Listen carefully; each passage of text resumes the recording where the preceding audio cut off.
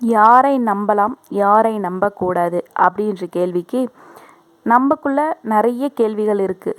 யாரை நம்புறது? நம்பி யாருக்கிட்டேயும் எதையுமே சொல்ல முடியலையே, நமக்குன்னு நம்பிக்கையான ஒரு ஆள் இல்லையே அப்படின்னு பல பேருக்கு பல ஏக்கங்கள் இருக்க தான் செய்யுது இல்லைங்களா? சரி, யாரை நம்பலாம் அப்படின்றத விட யாரையெல்லாம் நம்பக்கூடாது அப்படின்ற கேள்விக்கு தான் நான் இப்போ பதில் சொல்ல போகிறேன்.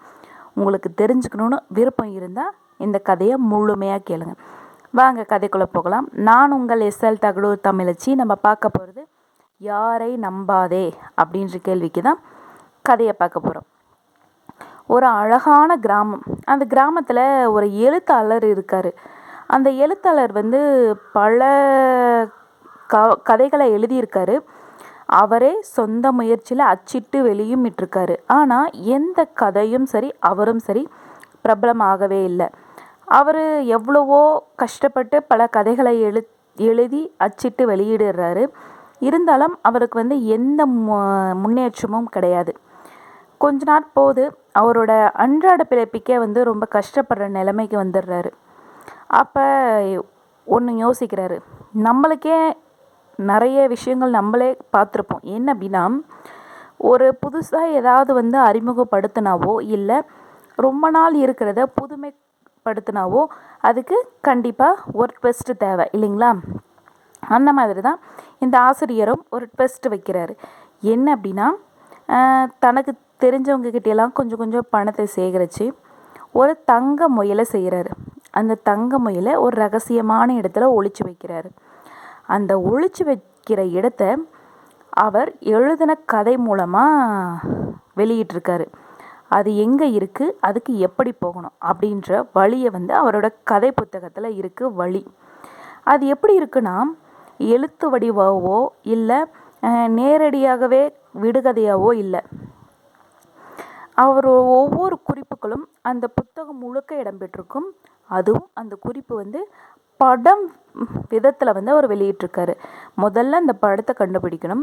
அந்த படத்துக்கான வார்த்தையை கண்டுபிடிக்கணும். அந்த வார்த்தையை கோர்த்து பிரிச்சோ எப்படியாவது பண்ணி அதுக்கான விடுகதையை கண்டுபிடிக்கணும் முதல்ல. அதுக்கப்புறம் தான் அந்த விடையை கண்டுபிடிக்க முடியும். இவ்வளோ சிக்கலான ஒரு கதையை அவர் எழுதியிருக்காரு. எழுதி வெளியும் விடுறாரு. அந்த கதை இதுக்கு முன்னாடி எழுதின கதைகளை விட இந்த முறை வந்து ரொம்பவுமே பிரபலமாக போக ஆரம்பிச்சிருச்சு. இதுக்கு முன்னாடி 100, 200 அப்படி கூட தாண்டாத அவரோட புத்தகங்கள் இந்த முறை லட்சக்கணக்கில் விற்க ஆரம்பிச்சிருச்சு. இருந்தாலும் அந்த கதைக்கான விடை யாருக்குமே தெரியல. சொல்லப்போனால் அந்த விடுகதையை அவர் யாராலையும் கண்டுபிடிக்க முடியல. பல நாட்கள் ஆகுது, வாரங்கள் ஆகுது, மாதங்கள் ஆகுது, வருடங்கள் கூட ஆகுது. ஆனால் இது வரைக்கும் யாருமே அந்த விடுகதையை கண்டுபிடிக்கவே இல்லை. அந்த வகையில் எழுத்தாளருக்கு வந்து கொஞ்சம் பெருமையே, நம்மளோட விடுகதையை யாராலையும் கண்டுபிடிக்க முடியல அப்படின்ற ஒரு கொஞ்ச நாள் போகுது. அப்போ வந்து திடீர்னு ஒரு அதிர்ச்சி. என்ன அப்படின்னா, அந்த புதையலை யாரோ தேடி கண்டுபிடிச்சி எடுத்துட்டாங்க அப்படின்னு செய்தித்தாளில் வெளியிட்டிருக்காங்க. அதை படித்த இந்த எழுத்தாளருக்கு வந்து ஒரு அதிர்ச்சி. இருந்தாலும் நம்ம விடுகதைன்னு ஒன்று கேட்டால் கண்டிப்பாக யாருக்காவது வந்து அதுக்கு விடையை கண்டுபிடிச்சிருப்பாங்க. புதையலை தேடி கண்டுபிடிக்கிறது வந்து இது சகஜம்தான். இதில் வந்து அதிர்ச்சி ஆகிறதுக்கு எந்த விஷயமும் இல்லை. சரி, இருந்தாலும் அந்த விடுகதைக்கான விடையை கண்டுபிடிச்ச யார் அப்படின்னு தெரிஞ்சுக்கணும்னு இவருக்குள்ள ஒரு ஆவல்.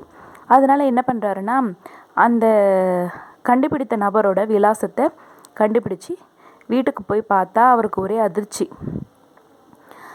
என்னன்னா, அந்த விடுகதையை அவர் கண்டுபிடிக்கவே இல்லை.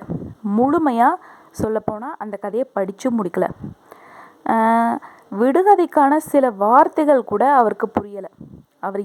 அதில் என்ன இருக்குன்னு அவருக்கு தெரியாது. இருந்தாலும் எப்படி அவருக்கு புதையல் கிடச்சிச்சு அப்படின்னு நம்மளை விட அந்த எழுத்தாளருக்கு ரொம்பவுமே ஆச்சரியம். இது எப்படி கிடச்சிருக்கும் அப்படின்னு சொல்லிட்டு ரொம்ப யோசிக்கிறாரு. அப்போ தான் வந்து குழம்பி போய் வீடு திரும்புகிறாரு.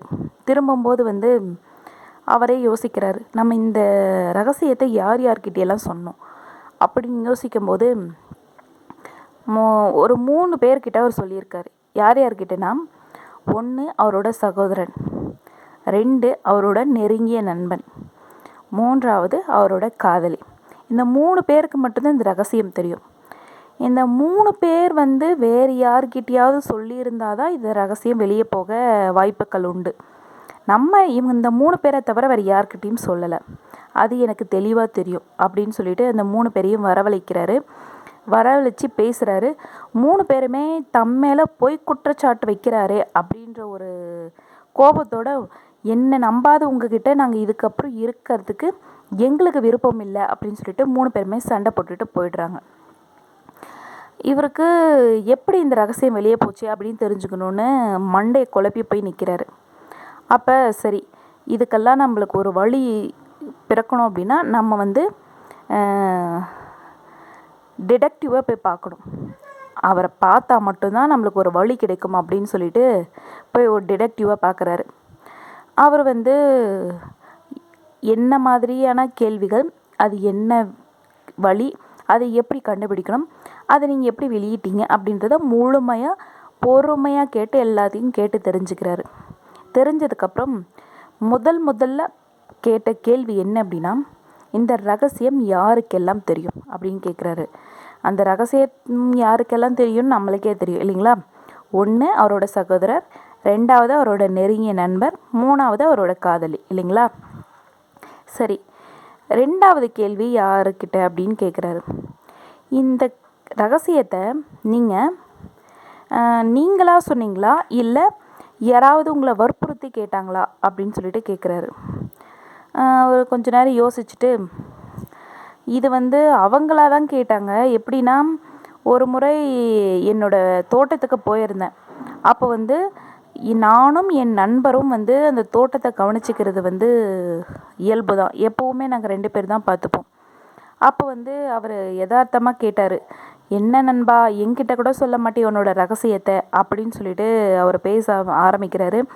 அப்போ சரி, நம்ம நெருங்கிய நண்பர் தானே அப்படின்னு சொல்லிட்டு அவர் எங்கே ஒளிச்சு வச்சுருக்கேன், என்ன பண்ணி வச்சுருக்கேன் அப்படின்றத சொல்லிடுறாரு. அதுக்கடுத்த நாள் அவரோட தம்பி, என்னென்னா ரகசியமெல்லாம் பலமாக இருக்குது, என்கிட்ட கூட இந்த ரகசியத்தை சொல்ல மாட்டியா அப்படின்னு சொல்லிட்டு அவர் கேட்குறாரு. அப்போ வந்து அவரும் சரி தம்பி தானே அப்படின்னு சொல்லிட்டு அந்த ரகசியத்தை அவர்கிட்டையும் சொல்லிடுறாரு. இன்னொரு நாள் அவரோட காதலி, என்னங்க ரகசியத்தை என்கிட்ட கூட சொல்ல மாட்டிங்களா, அப்படி என்ன என்கிட்ட கூட சொல்ல முடியாத ஒரு ரகசியம், என் காதல் மேலே உங்களுக்கு நம்பிக்கையே இல்லையா, என் மேலே உங்களுக்கு நம்பிக்கை இல்லை, அதனால தான் நீங்கள் வந்து என்கிட்டையும் சொல்லாமல் மறைச்சிட்டீங்க அப்படின்னு சொல்லிட்டு கேட்ட உடனே அவள்கிட்டையும் அவளோட ரகசியத்தை சொல்லிடுறாரு. இந்த 3 பேர்கிட்டையும் தான் நான் சொல்லியிருக்கேன், இந்த 3 பேரை தவிர இந்த ரகசியம் வேறு யாருக்குமே தெரியாது. நான் இந்த 3 பேர்கிட்டையும் சொல்லும்போது வேறு யாரும் இதை கேட்கல அப்படின்றத என்னால் உறுதியாக சொல்ல முடியும் அப்படின்னு சொல்லிட்டு இந்த எழுத்தாளர் சொல்கிறாரு. அதுக்கப்புறம் யோசிக்கிறாரு. சரி, இந்த விஷயம் தெரிஞ்ச உடனே யார் வந்து முதல்ல உங்ககிட்ட இருந்து உறவை வந்து முறிச்சுக்கிட்டாங்க அப்படின்னு சொல்லிட்டு கேட்குறாரு. அப்போ வந்து அவர் சொல்கிறாரு, இல்லை இந்த 3 பேருமே அவங்களா முறிச்சிக்கல, நான் சந்தேகப்பட்டு அவங்கக்கிட்ட கேட்டேன், இந்த 3 பேருமே என்கிட்ட சண்டை போட்டு 3 பேருமே என்கிட்ட இருந்து உறவை முறிச்சிக்கிட்டு போயிட்டாங்க அப்படின்னு சொல்கிறாரு. ஓ அப்படியா, சரின்னு சொல்லிட்டு, சரி ஒரு 2 நாள் டைம் கொடுங்க, அதுக்குள்ளேயே நான் என்ன அப்படின்றத வந்து நான் பார்த்து சொல்கிறேன் அப்படின்னு சொல்லிட்டு அனுப்பி வச்சிடுறாரு. ஒரு 2 நாள் அவர் எங்கேயும் பயணம் போகிறாரு. போயிட்டு திரும்பி வரும்போது அந்த எழுத்தாளரையும் வர சொல்கிறாரு. 2 பேரும் பேசுகிறாங்க. இந்த ரகசியத்தை வெளியில் சொன்னது வேறு யாரும் கிடையாது, உங்களோட காதலி தான் அப்படின்னு சொல்கிறாரு. என்னோட காதலியா, எப்படி சொல்கிறீங்க அப்படின்னு சொல்லிட்டு, இது வந்து உங்களோட அஜாகிரதையோட இந்த காரியம் நடந்திருக்கு. அவர் உங்களோட காதலி இந்நாள் காதலனோட சேர்ந்து அந்த புதையலை தேடி கண்டுபிடிச்சு எடுத்திருக்காங்க அப்படின்றாரு. எப்படின்றாரு, நீங்கள் இந்த கதையிலையும் அந்த புதையலை எப்படி மறைச்சி வைக்கணும் அப்படின்ற ஒரு திட்டத்தோடையும் வந்து கொஞ்ச நாள் வந்து உங்கள் காதலியை சந்திக்காமல் இருந்திருக்கீங்க. அந்த இடைப்பட்ட காலத்தில் வந்து வேறொருத்தர்கிட்ட அவர் நட்பு உருவாகி காதல் உருவாகிருக்கு. இதன் மூலமாக தான் உங்கள் காதலி அந்த ரகசியத்தை அவரோட இன்னாள் காதலன்கிட்ட சொல்லி அந்த புதையலை தேடி கண்டுபிடிச்சு எடுத்துட்டாங்க.